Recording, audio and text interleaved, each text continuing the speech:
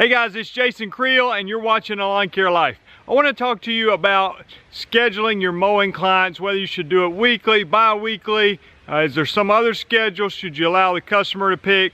Let me give you my thoughts on this, my perspective. Stay tuned. Okay, I think for the long-term success of your lawn care business, learning how to schedule your lawn care customers in a profitable way that allows you to stay in control of your business is very, very important.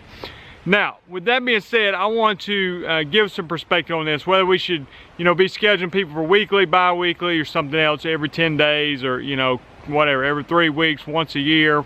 The holiday mower, like I said, they mow it on Memorial Day, 4th of July, and Labor Day. All right, should you give them all those options, or should you dictate to the customer? Should it be mutual? How does it work? Well, let me first say this. I don't think that you can just say, this is how it has to be for every single person. Now, I think there are some principles that apply, mostly that have to do with, being in control, having a system, making money, that sort of thing, that can apply to everyone.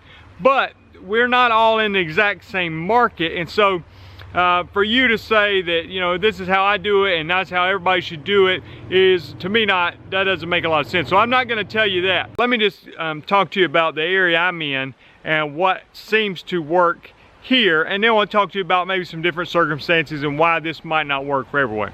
In my market, there's a lot of lawn care companies out there cutting grass. There is a lot of work to go around, and there is a big demand for our services. I'm in a growing area, a lot of new houses being built, and a lot of people hire lawn care services. So that's good. That's good on one hand. On the other hand, there's a lot of competition. But most of the people that do a good job, they get a lot of customers. So with that being said, how do you make the most of that particular situation? Well, if there is plenty of demand, people are willing to pay a good price, it makes sense to me that you would want to get as many weekly customers that pay a decent amount as possible, and not waste your time on, I shouldn't say it that way, waste your time, but the bi-weekly ones at the end of the day are going to be more work for you. Let's say for here, we deal with a lot of Bermuda grass, so if it's fertilized Bermuda grass that has been raining a lot, then it's going to be significantly higher after 2 weeks than it would be after 1 week. It's going to be more work for you to cut that and to make it look good. So you'll be able to do the work faster on a weekly customer. You're going to have half as many customers to make the same amount of money because you're cutting it twice as many times. And oftentimes the people that want it done weekly, they're the ones that really are caring about their lawns. And the ones that want it cut bi-weekly, I'm not saying this for everybody, okay? I don't want to paint it just with such a broad brush, but a lot of times the bi-weekly customers are just looking to have it cut. They want it looking decent, but they don't want to spend a lot of money.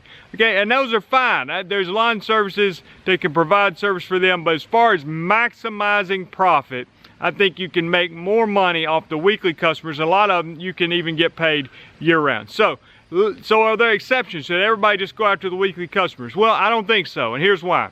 If I was starting a business, I think I would try to get as many as possible to go weekly, and even some of those to go year-round, so that I could, that we do that at least here in the South. People do leaf cleanup and do things to keep the business going year-round. So that gives you some income year-round.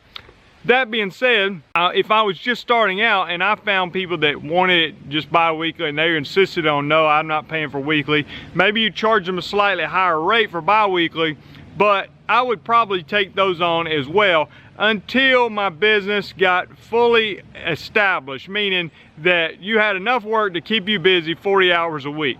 At that point, you can become more selective. That means you want to stop growing? Well, no, not necessarily. You may want to grow and expand to multiple crews, but you can be more selective on the type of customer you take on. There may be even a point where you actually get rid of the bi-weekly customers and maybe give them to somebody else who's starting off, or some way, or give them an option, say, hey, you know what, we're only doing weekly customers from now on, so if you want to go weekly, or I'm gonna put you to let somebody else take care of your property for you. So eventually those weekly customers is what you can really build your schedule around and be more profitable. Now, like I said, I'm just telling you what I think is probably the way to be the most profitable. You have a tight route with weekly customers. I think you can be profitable that way, even get some of them year round.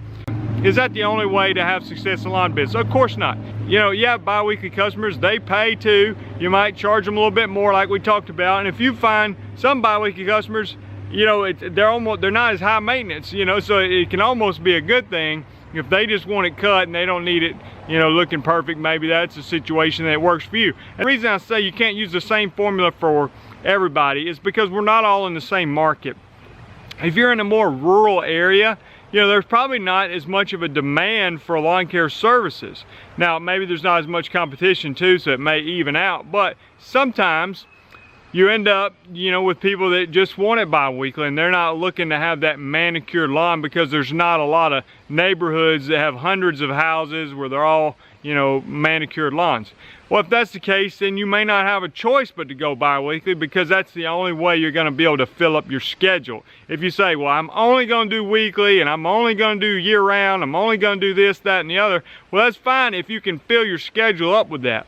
But if you're not in a market that has those type customers, or maybe if you're just starting off, you're trying to fill your schedule, it's okay to do things other ways. Now, let me say this. I try to stay away from any kind of 10-day cuts or variable rotations. And because, again, you're trying to be efficient. And so if I've got, you know, one particular neighborhood and I've got everybody on a weekly schedule, okay, and then I throw a 10-day one in there, that means that, let's say I'm cutting it on a Tuesday, well, then I'm going to have to go back the next week and cut that one 10-day one on a Friday, you know, when everybody else is on a Tuesday. And it's going to throw off your schedule of you being able to stay in that same area and be most efficient. And that becomes even more important if you have employees, keeping people, keeping a tight route, keeping everything running smoothly. Now, a good thing about scheduling your employees, you can use a lawn care software that'll help you schedule them for weekly or bi-weekly. If you have a rain day, you can, you know, make an adjustment in there to put your schedule out according to what the rain, how many days it rained, that sort of thing. So you can take advantage of your software for those things. It's not quite as easy if you're doing weed control and fertilization because, you know what, you're not always cutting somebody's yard on, you know how when you mowing, you might say, well, we're going to cut this yard every Thursday or every other Thursday. Well, in weed control, it doesn't always fall perfectly on a calendar, so scheduling can be a little more tricky. But remember, you know what we're trying to accomplish here. We're trying to make money. We're trying to do a good job on these lawns, and part of that making money and doing a good job is keep being efficient, okay, and keeping things in order and you being in control of the business. If you start letting the customers have too many options, this one's weekly, this one's every 10 days, this one's every 2 weeks, you end up driving around trying to please everybody, and it takes away from your overall business. Not only just in the amount of money you make, but also the amount of stress that can be put on you, the business owner, and the efficiency in which you can complete all your yards. Let's say you charge $50 for 1 yard that's a 12-minute drive out of the way, and when you get there it's overgrown and you have to go over it twice.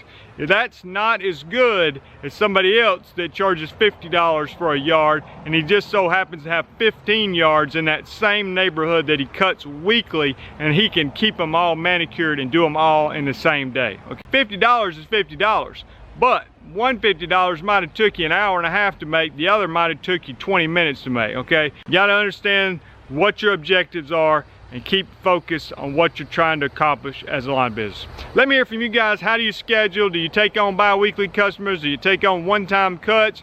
Do you just do weekly? Do you go year-round? Do you do seasonal? I'd like to hear from you in the comments. And guys, check out lawncarelife.com if you want to hear about the upcoming Lawn Care Life Conference presented by Jobber. I'm really excited about this year's conference and the people that are coming to participate. Check out all the details, lawncarelife.com. If you haven't done so, go ahead and subscribe to the channel. I continue to provide helpful content for you, and you can check out these suggested videos that are popping up now.